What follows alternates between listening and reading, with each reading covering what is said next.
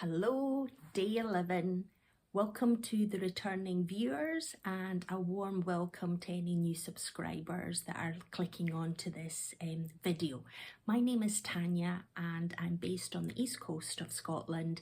This is my diary vlog capturing my 30-day challenge to start with of my own personal development story. So from day 1 up until yesterday, day 10, I've been using my background in terms of my life journey, and we've caught up until I was about 29 years old up until this point.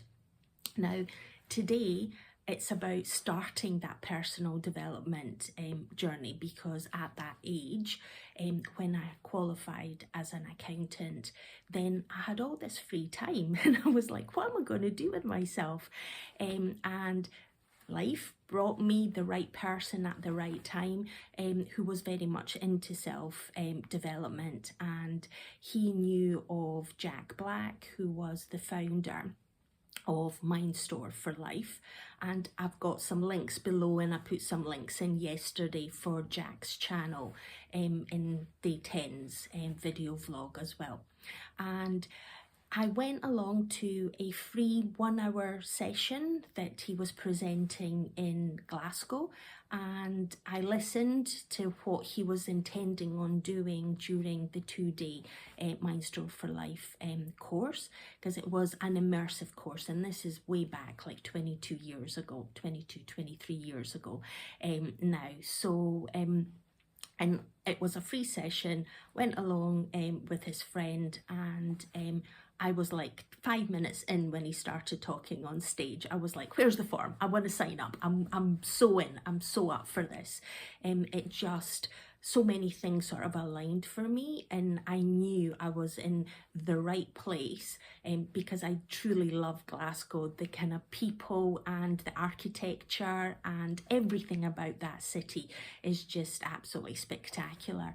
And so I thought, signing up to do the kind of 2-day course, and once you signed up and you did the course, then you could actually repeat the course multiple times for a nominal fee. So for me, it was a no-brainer. If I didn't get all the value that I was looking for in that first 2 days, then I could go back again when the course was being re-delivered, because there's so much stuff our brain can absorb in one go, and other things you need time to process, self-reflect, come up with action plans to sort of to move it forward. So that's what I did. So I signed up, and once I went to that course, then I repeated several times, and every time that I repeated, I always managed to convince through my enthusiasm and the sheer benefits that I was experiencing in my life by going and doing this course, that I got more people to come along. So it was a win-win. I got to spend time with friends and have a great social evening, or a couple of evenings in Glasgow with them, as well as doing the actual course. Now, for people that are listening or watching this video vlog and they hear immersion, now back in 22 years ago, this wasn't a Tony Robbins immersive course. This was a 9 to 5, 6 o'clock. But for us back then, that was probably as much as our brains had the capacity to sort of absorb information, because there wasn't the kind of music and the full kind of entertainment that sort of Tony has sort of incorporated within his kind of live events.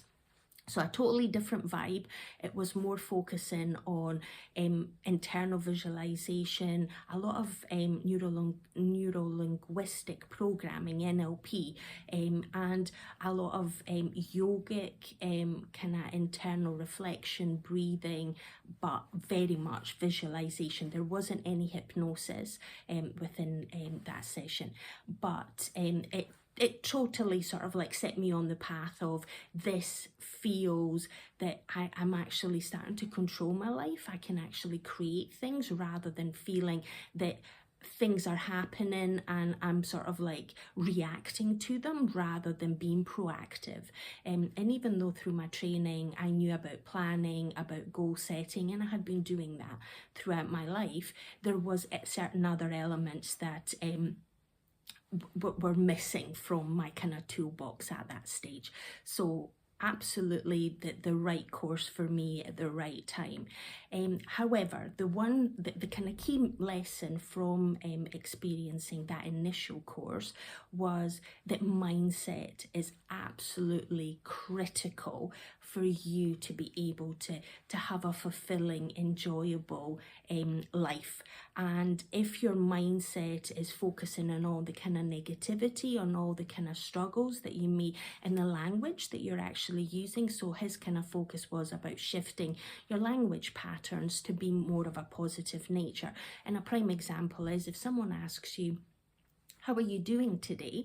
You've got options on what you can respond. You can say fine, you can say okay, you can say absolutely fantastic, amazing, doing really great, whatever resonates for you. But there is a tendency for a lot of people when you get asked that question to respond back and say, not bad, thanks.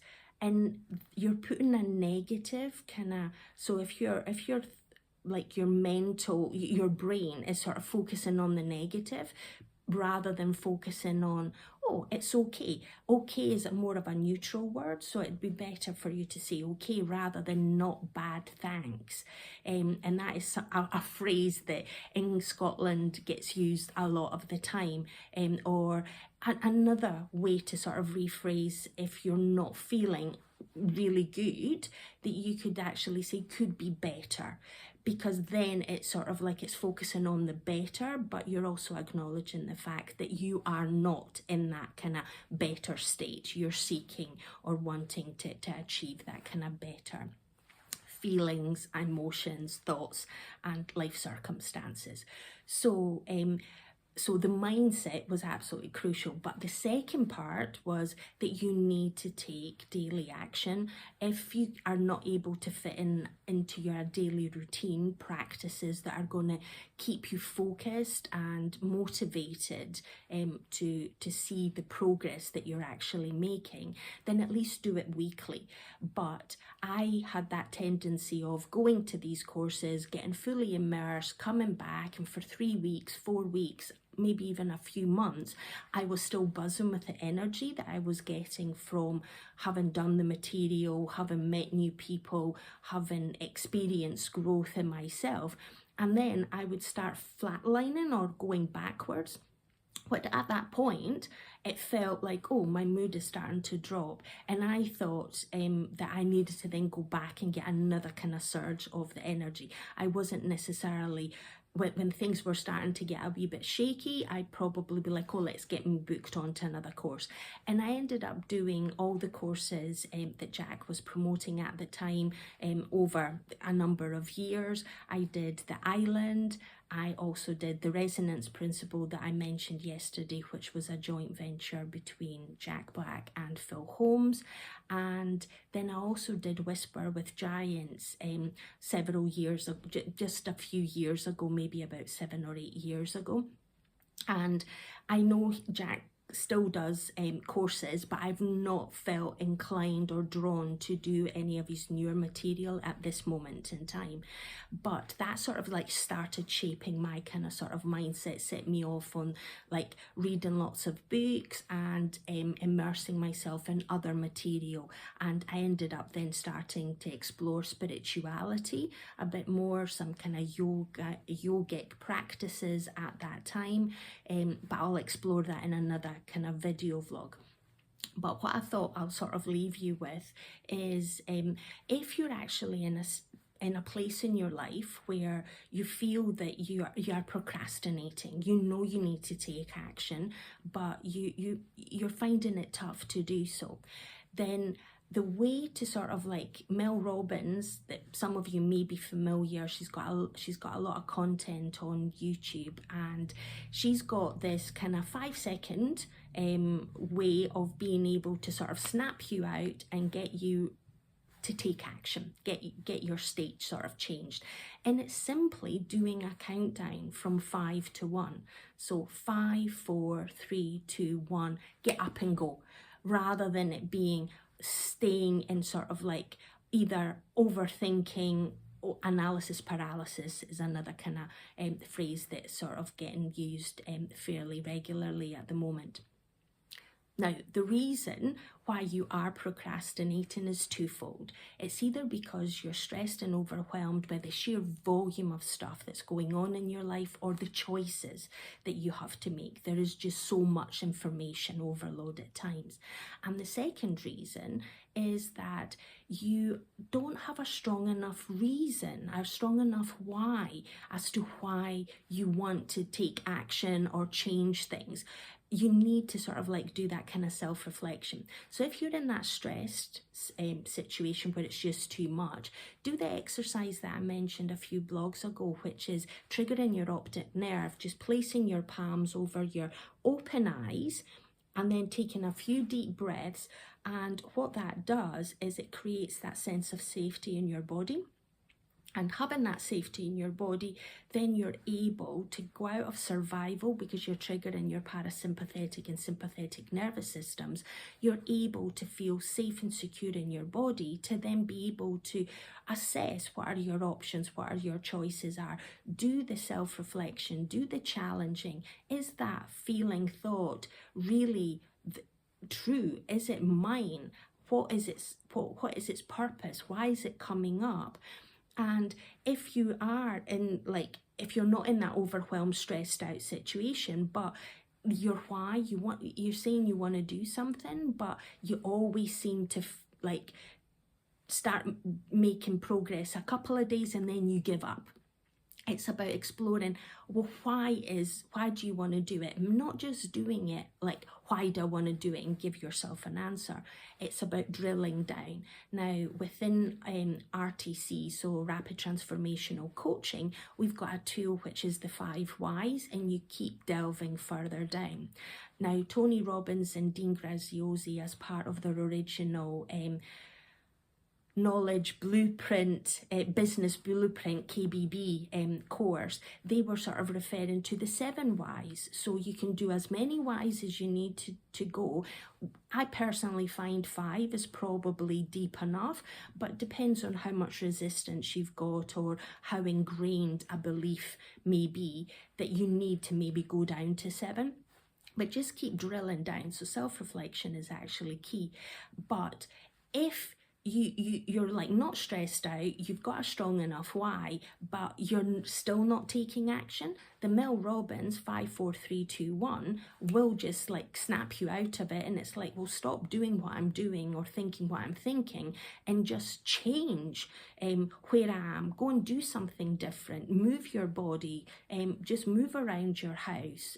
Do something. Go and do the washing up, or feed the dog, or go out for a walk. Do something to just sort of like change your state. And then your thinking and your feelings in your body will start sort of like, oh, wait a minute, you're taking some action here. So you're more receptive to sort of then delve in further and deeper. Okay, I've gone a wee bit longer today. Thank you for sticking with me. Hopefully there was some kind of tips and hints in here that might actually help you on your self-development journey and transformation. If you've got any kind of comments or feedback, please put them down in the comments, and let's start sort of exchanging some sort of thoughts and ideas. So thank you very much. Go out and seize the day. Have an awesome day. And remember, you've always got choices in life, so choose wisely. Until tomorrow, bye.